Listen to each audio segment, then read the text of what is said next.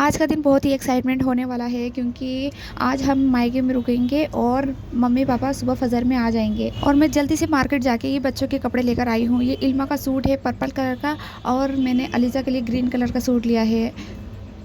और उसके अलावा एक और सूट है जो मेरी बेटी सी रही है अपने लिए। सारी तैयारी सारी पैकिंग करके हमें मायके जाना है। हमने भाई से कह दिया था कि आज तो हम यहीं रुकेंगे और यहीं ठहरेंगे क्योंकि हमें सुबह फजर में सबके साथ जाना है। बच्चों में तो इतनी एक्साइटमेंट है कि पूछ रहे हैं नाना कब आएंगे। जल्दी जल्दी से पैकिंग करते हुए और बहुत से काम निपटाते हुए हमें शाम हो गई और जल्दी से हम मायके चले गए। वहाँ जाकर खाना पकाने में लग गए। यहाँ मैं बाटियों का आटा गूंद रही हूँ। हम भाभियाँ और बहनें सब मिलकर बैठे बातें कर रहे हैं और बाटियाँ बनाते जा रहे हैं। खाना बनने में भी काफ़ी लेट हो गया था, बहुत देर लग गई थी। इतनी गर्मी हो रही थी, इतनी उमस हो रही थी। मौसम का कोई पता नहीं है, कभी अच्छा हो जाता है कभी गर्मी भरा हो जाता है।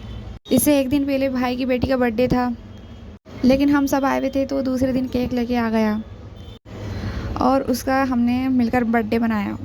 दोनों भतीजा भतीजों की सालगिरह में 3 दिन का फ़र्क होता है और हम इन खुशी के पलों को एंजॉय कर रहे हैं। और सच में लाइफ में इतनी प्रॉब्लम होती है, इतना ज़्यादा टेंशन होता है, इतना स्ट्रेस होता है कि अगर इन छोटे मोटे खुशियों को एंजॉय करे तो बंदा वो सारे स्ट्रेस भूल जाता है। तो भाई भाभी को थोड़ा परेशान करते हुए हम वहीं रुके रहे। भाई भाभी पे सुबह जगाने की ड्यूटी डाल के हम बेखबर सो गए और सुबह 5 बजे उन्होंने हमें उठाया और सुबह नाश्ता किया। जल्दी मम्मी के और पापा के कुछ रिश्तेदारों को लेके हम सब रवाना हुए उन्हें रिसीव करने। हम जा रहे हैं एयरपोर्ट और ये एयरपोर्ट के रास्ते की कुछ वीडियो मैंने ली। भाई ने सबको बस में नाश्ता भी बांटा।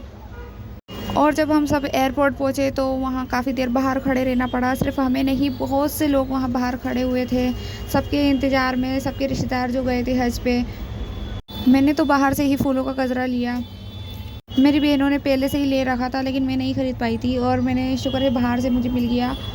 लेकिन कोई फ़ायदा भी नहीं हुआ। जब पापा आए तो उनको इतने सारे गजरे पहनाए गए और फिर वो भी थक गए, कहने लगे कि ये गजरे बेफालतू होते हैं कि बस उन्हें लो और पटक दो। और ये हम उन्हें लेके वापस जा रहे हैं। इतनी ज़्यादा भीड़ थी कि वीडियो शूट करना ही मुश्किल हो गया था। मम्मी पापा ने हवाई जहाज़ में 6 घंटे का सफ़र तय किया था और पैर लटकाए लटकाए उनके पैर दुख गए थे। सुबह सुबह का वक्त था और मार्केट सारे बंद थे। जब हम जा रहे थे तो 7 बज रहे थे और जब हम आ रहे थे तो 10 बज गए थे। हमने सब रिश्तेदारों को 6 बजे का आने का कहा था, फिर भी सब इतने लेट हो गए थे।